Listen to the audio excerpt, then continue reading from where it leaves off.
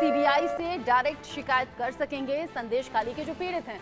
संदेश खाली की घटना जिसका जिक्र सिर्फ बंगाल ही नहीं बल्कि पूरे देश में होता रहा। अब हाईकोर्ट ने आदेश दे दिया है, ईमेल एड्रेस जारी किया गया है और इस ईमेल एड्रेस का फायदा ये होगा कि जो पीड़ित हैं इन मामलों से जुड़े हुए, चाहे संदेश खाली की घटना महिलाओं के उत्पीड़न से जुड़ी हुई हो या फिर जो जमीन कब्जाने के आरोप हैं उनसे जुड़े जो पीड़ित हैं, वो सीधे सीधे सीबीआई को शिकायत कर सकेंगे। ईमेल एड्रेस sandeshkhali.cbi.gov.in पर ये अपने जो शिकायत हैं वो आप मेल कर सकते हैं। शिकायत दर्ज कराने के लिए ईमेल काम करेगा और इसी ईमेल के जरिए पीड़ित अपनी शिकायत सीबीआई तक पहुंचाएंगे। अपराध और भूमि कब्जा से संबंधित जितनी भी शिकायत हैं वो दर्ज कराने के लिए ये ईमेल जारी की गई है, क्योंकि सीबीआई इस पूरे मामले में जांच को आगे बढ़ा रही है।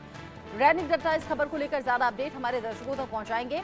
रैनिक, ईमेल एड्रेस जारी किया गया है, यानी कि वो पीड़ित जो किसी के डर से अगर आवाज नहीं उठा पा रहे थे तो वो अपनी शिकायत को सीबीआई तक पहुंचा सकते हैं, वो भी लिखित में।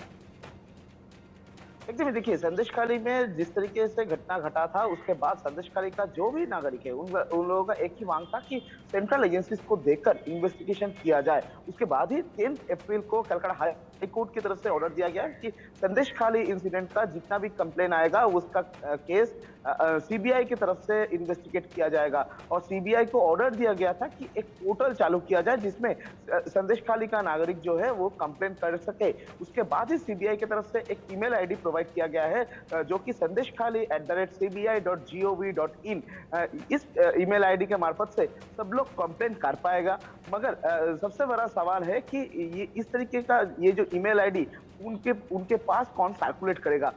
इसीलिए सीबीआई की तरफ से डिस्ट्रिक्ट मजिस्ट्रेट नॉर्थ 24 परगना को एक रिक्वेस्ट भेजा गया है कि नॉर्थ 24 परगना डिस्ट्रिक्ट मजिस्ट्रेट की तरफ से एक नोटिस, एक सर्कुलर जारी किया जाए और उसके साथ साथ ही डीएम खुद इसको मॉनिटर करे कि संदेश खाली का जो नागरिक है जिसके पास कंप्लेन है, लैंड ग्रैबिंग का कंप्लेन या महिलाओं के ऊपर अत्याचार का कंप्लेन या जो भी कंप्लेन होगा वो कंप्लेन सीबीआई के पास पहुंचाने के लिए इस ईमेल आईडी में किस तरीके से कंप्लेन करना पड़ेगा, वो पूरा सिस्टम, वो पूरा प्रोसीड्यूर डिस्ट्रिक्ट मजिस्ट्रेट खुद मॉनिटर करके संदेश खाली का जो भी नागरिक है उनके पास पहुंचा दे, उनको समझा दे कि किस तरीके से कंप्लेन करना पड़ेगा। ये रिक्वेस्ट भी सीबीआई की तरफ से किया गया है। दूसरी तरफ अगर देखा जाए तो सीबीआई का जो एसआईटी गठन किया गया है, 3 आदमी का जो एसआईटी टीम, वो एसआईटी टीम संदेश खाली विजिट कर सकते हैं।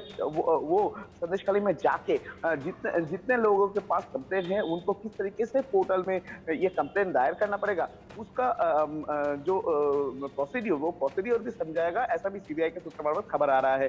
दूसरी तरफ सीबीआई का कहना है कि जिसके पास कंप्लेन है, जो कंप्लेन लेके सामने नहीं आना चाहते, जो छुपा के कंप्लेन करना चाहते हैं, यानी कि रौनिक, जो ईमेल आईडी जारी किया गया है ऐसा जरूरी नहीं है कि पीड़ित जिसके साथ वो घटना घटी हो वही इस पर शिकायत दर्ज करे। अगर कोई चश्मदीद भी है, अगर कोई इन घटनाओं के बारे में जानता भी है तो वो भी सीबीआई तक अपनी शिकायत भेज सकता है लिखित में। क्या इसको लेकर कोई टाइमलाइन भी है कि तब तक शिकायत भेजी जाएगी, उसके बाद नहीं भेजी जाएगी?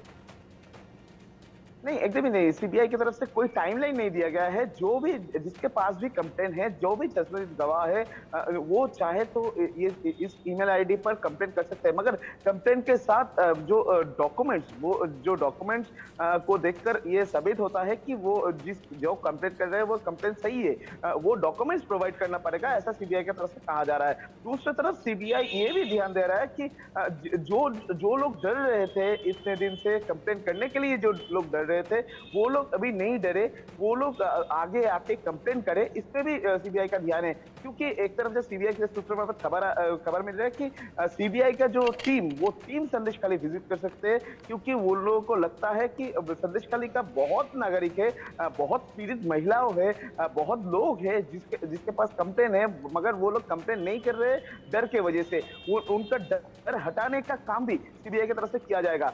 मगर कलकत्ता हाई कोर्ट की तरफ से एक टाइमलाइन दिया गया है कि 15 दिन, यानी 10 तारीख से लेकर 15 दिन 25 को फिर से कलकत्ता हाई कोर्ट को सीबीआई रिपोर्ट पेश करेगा कि इतने दिन से ये पोर्टल में कितना कंप्लेन आया, किस तरीके का कंप्लेन आया और कंप्लेन का जांच सीबीआई किस तरीके से आगे लेके जाना चाहते हैं और कैसे इन्वेस्टिगेशन चालू की। चूंकि लोगों को बड़ी उम्मीद थी, बड़ी आशा थी कि कानून इसमें दखल दे और कानूनी प्रक्रिया के मुताबिक ही जो दोषी हैं इस मामले में वो पकड़े जाएं, जैसे तैसे 55 दिन की मशक्कत के बाद शेख शाहजहां की भी गिरफ्तारी हुई और उसके करीबियों को भी धरा गया। अब ऐसे में जो आम लोग हैं उनमें चर्चा किस तरह की है इस ईमेल आईडी के जारी होने के बाद और सीबीआई के हाथों इस जांच को पहुंचाने के बाद? देखिए, संदेशखाली का जो नागरिक है उन लोगों का पहले दिन से ही मांग था कि ये पूरा जांच वेस्ट बंगाल पुलिस के हाथ में नहीं रहे, ये पूरा सेंट्रल एजेंसीज के पास जाए। उसके बाद कलकत्ता हाई कोर्ट का ये राय आने के बाद इस संदेशखाली में एक खुशी का माहौल है, क्योंकि वो लोगों को लगता है कि अभी वो लोग कंप्लेन कर पाएगा, क्योंकि पहले भी उन लोगों का एक ही कंप्लेन था कि पुलिस के पास अगर कोई कंप्लेन लेके जाया जाता था तो पुलिस कंप्लेन ठुकरा देता था, पुलिस की तरफ से कंप्लेन रजिस्टर भी नहीं किया जाता था।